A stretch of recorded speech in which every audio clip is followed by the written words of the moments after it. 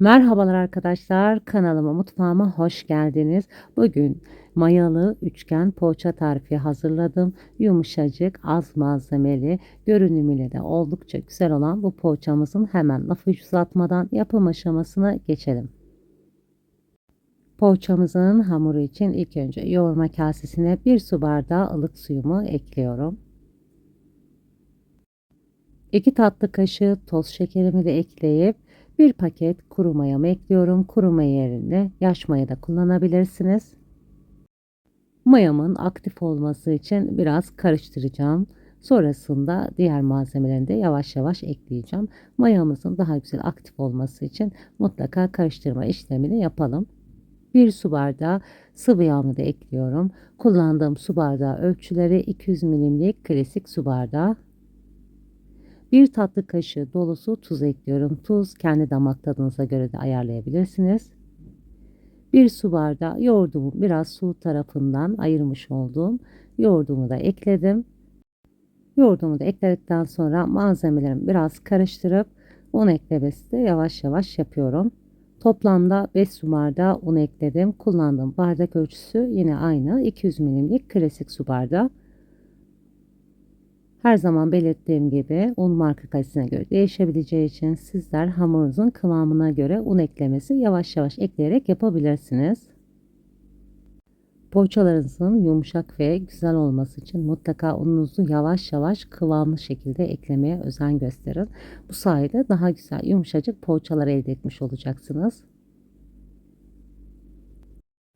5 su bardağı unumu yavaş yavaş ekleyerek hafif ele yapışan hamur kıvamı alana kadar hamurumu yoğurdum. Gördüğünüz gibi yumuşak, hafif ele yapışan bir hamur elde ettim. Hamurumun daha güzel toparlanması için poğaçamın içine eklemiş olduğum sıvı yağ, dibinde biriken sıvı yağı da poğaça hamurumun içine ekliyorum.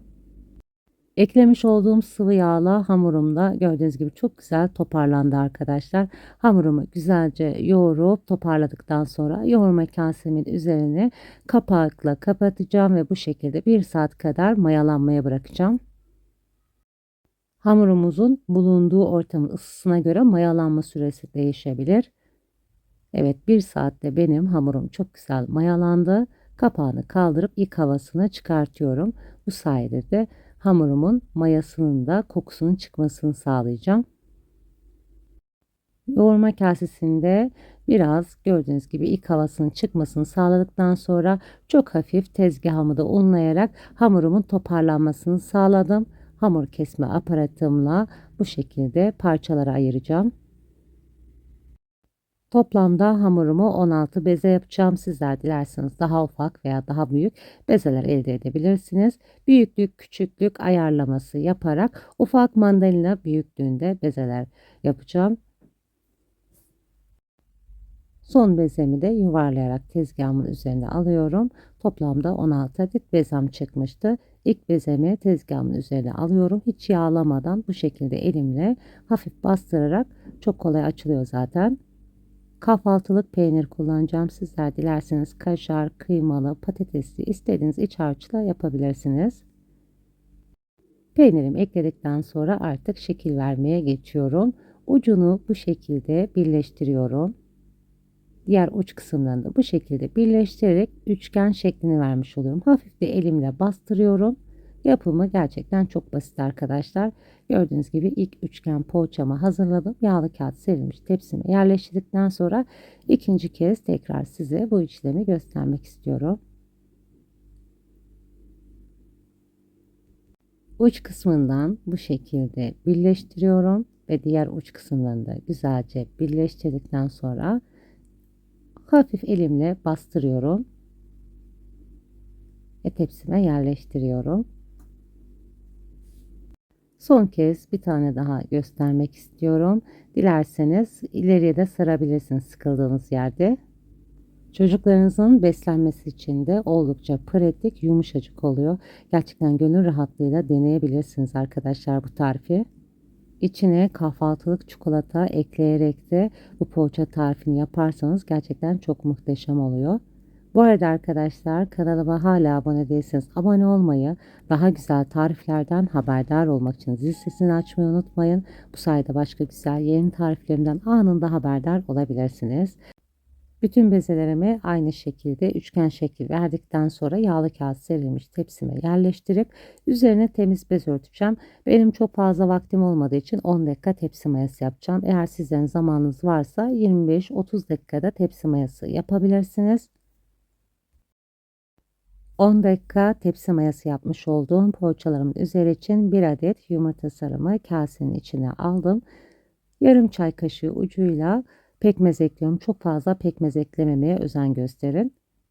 Pekmezi çok fazla eklediğinizde poğaçalarınız çabuk kızarır, içi de fazla pişmemiş olur. O sebeple çay kaşığının ucuyla eklemeniz yeterli. Poğaçalarımızın havasının sönmemesi için fırça yardımıyla hafif bastırarak yumurta sarılarını sürmeye özen gösteriyorum.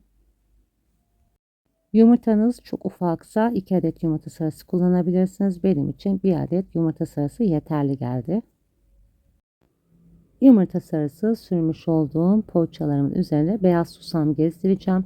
Sizler dilerseniz çörek otu veya sade olarak da yapabilirsiniz. Beyaz susam da görünüm olarak gerçekten çok güzel bir renk katıyor.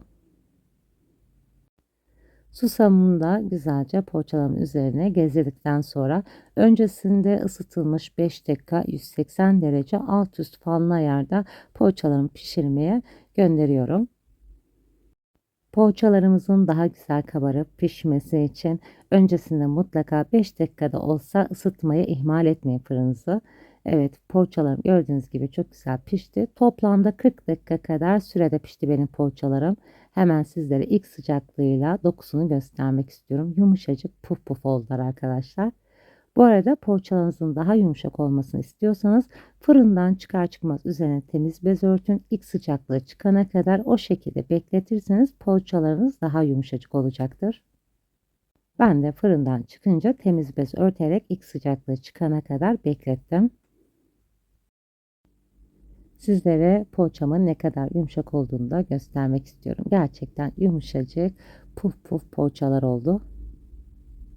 Süt eklemeden sadece 1 su bardağı yoğurtla gördüğünüz gibi yumuşacık poğaçalar yaptık. İç dokusunu da hemen sizlere yakından göstermek istedim. Bu güzel poğaça tarifini mutlaka denemenizi tavsiye ederim. Şimdiden deneyip yapacak olanlara afiyet olsun. Başka güzel tariflerde görüşmek üzere. Hoşça kalın, sağlıcakla kalın.